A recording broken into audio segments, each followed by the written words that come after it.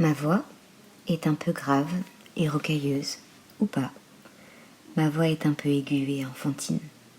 Cela dépend des jours, cela dépend des moments. Cela dépend surtout de mon assurance sur l'instant. J'ai eu un moment de ma vie où j'étais tellement peu présente aux choses que j'avais l'impression de flotter au-dessus de moi. Et je m'entendais parler avec les gens, un peu comme un vieil écho gênant de portable qui nous empêche de nous concentrer totalement sur la conversation. Je détestais ça. Je ne me trouvais pas juste.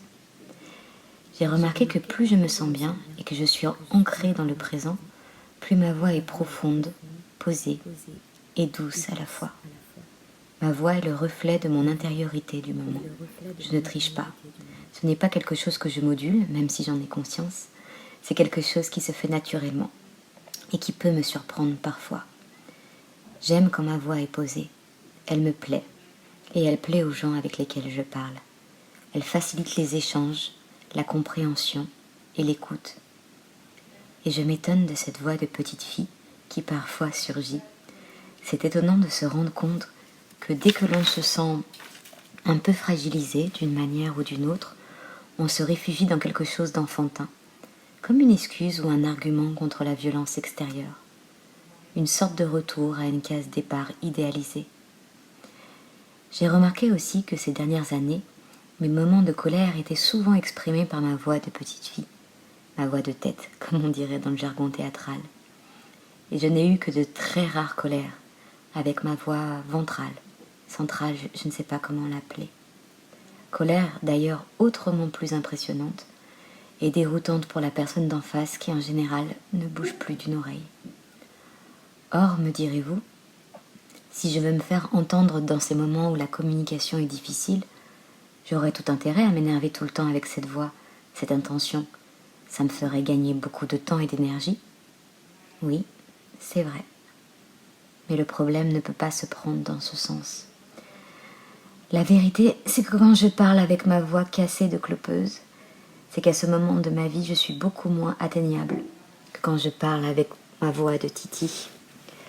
La vérité, c'est que beaucoup de colère ou d'agacement proviennent d'un ruminement intellectuel sans fin qui n'est pas forcément connecté avec ce que je ressens réellement.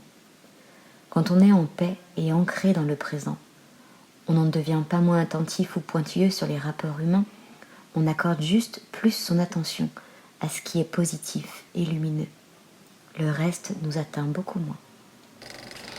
Je suis intimement convaincue qu'il n'existe pas une réalité, mais uniquement des choix de regard sur le réel.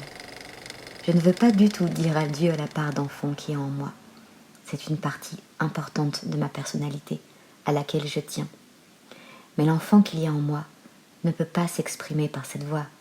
Ce n'est pas sincère. Quand je suis comme ça, je ne suis pas vraiment en unité avec moi-même.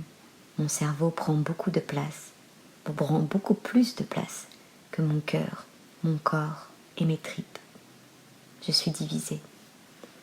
Ce que je dois garder de ma part enfantine, c'est ce regard neuf et positif sur les choses, cette curiosité, cette intrépidité, et d'être toujours à la recherche de cette unicité entre ce que je ressens, ce que je pense et ce que j'exprime.